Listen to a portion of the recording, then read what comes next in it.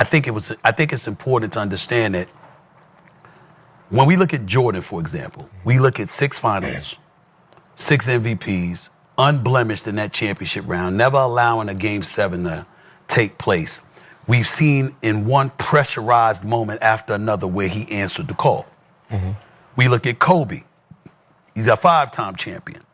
And you have a lot of people out there that put him ahead of LeBron because of that. I think Kobe was a killer, God rest his soul. The brother he'd be somebody that he'd give it to you. Mm-hmm.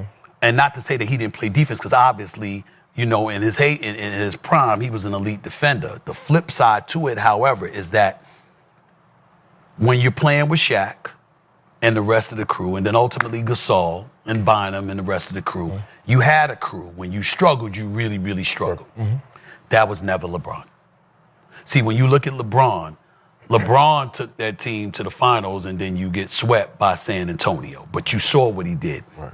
Everywhere he's been, teams have elevated. Mm-hmm. So you can't take that away from him because he's 6'9", he's 260, because he could play inside and out, because he can be, lethal in the open court, because he could step things up defensively, because of so many things that he brought to his arsenal, and how he would create mismatches, which I think is one of the things that he's done better than most.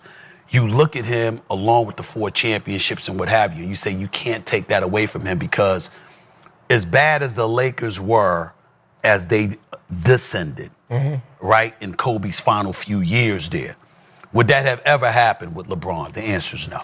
With LeBron James, no team would have been as bad as the Lakers were at one point. So you take that into consideration as well. You think about all of those things. And then you look at a Bill Russell, for example. Yeah, different time, 11 championships, 13 years, you get all of that.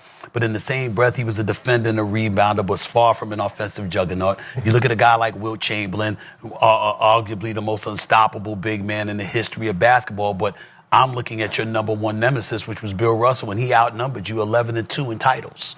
Plus, you had quit in an NBA Finals game mm-hmm. in the eyes of a lot of spectators. So you got that going on. I'm looking at Jerry West, God rest his soul, the silhouette, where you won 1 title in 9 tries.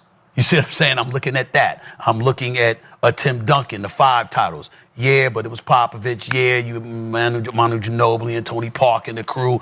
But you know what? You got the Lakers a couple of times. They got you a few times. Not quite the same. The Diesel, mm-hmm. Shaq, dominant. But a big man that played bully ball but struggled at the free throw line with 52% shooting from the free throw line, et cetera, et cetera. You got those things. There's so many different things that go at. Tracy McGrady was big time. T-Mac was no joke. But you got the title when it didn't matter. Mm-hmm. When you were in your prime, certainly Grant Hill getting hurt didn't help in Orlando. It's not your fault. We know that you had those requisite skills.